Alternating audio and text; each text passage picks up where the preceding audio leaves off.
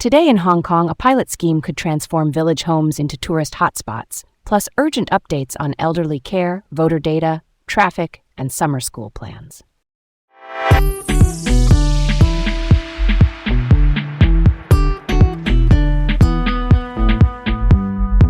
I'm Leah. I'm Garrett. Welcome to Laid Back Local, the news of the day with Leah and Garrett from Hong Kong. First up, Hong Kong plans to prioritize dementia patients and carers for community care. Chris Sun Yuk-han, the Secretary for Labor and Welfare, said the government is reviewing how it screens for high risk among older residents. Screening criteria here refers to the checklist used by social workers and clinics to flag people who need urgent outreach. This follows a tragic case in Kwai Chung involving a 70-year-old man and his 78-year-old wife. Authorities say the couple were not flagged for follow-up because the age-based trigger was set at 80 or above. The review aims to include dementia patients and residents over 60 who care for people with severe disabilities. Dementia is a condition that affects memory and thinking and can make daily life and decision-making really hard.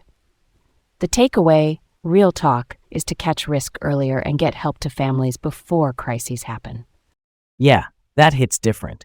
If the system leans too hard on a single number like age 80, you miss people clearly struggling. I'm all about tightening the net so high-risk cases get picked up sooner. Why rely on a hard cutoff at all instead of needs-based signs like caregiver burnout or cognitive decline? I get that simple rules are easy to run, but this review feels overdue and honestly pretty necessary. Next up. Hong Kong has stopped compiling voter turnout data by age and sex. The Registration and Electoral Office, the government department that manages elections, says there's no operational need to keep doing it.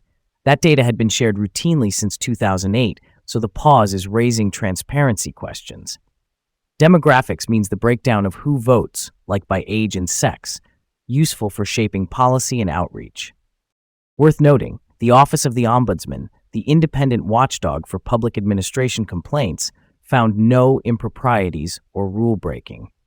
Still, people are asking what this means for understanding civic participation patterns over time. I'm surprised. If it's been standard for years, why stop now? Even if there's no rule breach, losing that layer of detail makes it harder to see who's engaged or slipping away. For governance, that clarity matters. It helps everyone, from policymakers to community groups, adjust plans based on real turnout patterns. That's a thread worth pulling on. Next up, 4 people were injured after 2 taxis and a private car collided on the Shenzhen Bay Bridge. That's the highway link to the Shenzhen Bay border control point. Injuries were described as minor. A slip road, basically the ramp leading to the checkpoint, was partially closed and traffic piled up fast. Authorities urged drivers to plan travel accordingly. The good news is a partial reopening happened within about an hour. Yeah, quick clearance helps a ton on a key corridor like that. Still, this is a reminder that on choke points, one crash can ripple for miles. Better traffic management, things like clearer lane guidance and faster incident response, can keep the whole route from locking up. Stay safe out there and build in buffer time if you're heading to the border. Next up, high airfares are pushing Hong Kong families towards summer schools in Asia instead of the UK. An education consultancy, Britannia StudyLink, says applications to UK programs from here dropped about 35% this year.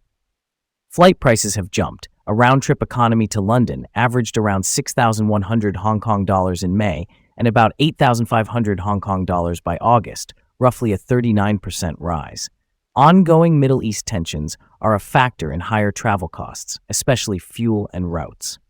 Add in fees. Some 2-week UK residential camps run about 34,800 Hong Kong dollars, and you can see why parents are choosing closer, cheaper options that still offer solid academics and culture. Totally. That's a big swing in costs, and families are being practical. These programs usually serve kids from about 6 to 18, and if Asia-based options deliver good learning without long-haul prices, that's a win. It really shows how travel costs can reshape education plans, not just vacations. Last up, a new pilot scheme lets residents in Hoshonghong and Yin Kong, 2 villages in Shengshui, turn their homes into tourist sites, We're talking restaurants, shops, or guest houses. And here's the standout part. No prior applications needed under the pilot. It's set to begin in the third quarter of 2026, aiming to boost rural tourism and local business.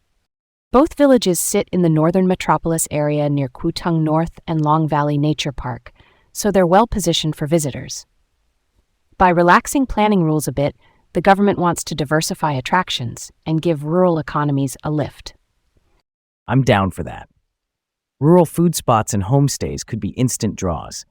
Not gonna lie, the no application piece surprised me, but as a pilot, it might cut red tape and show what works before scaling up.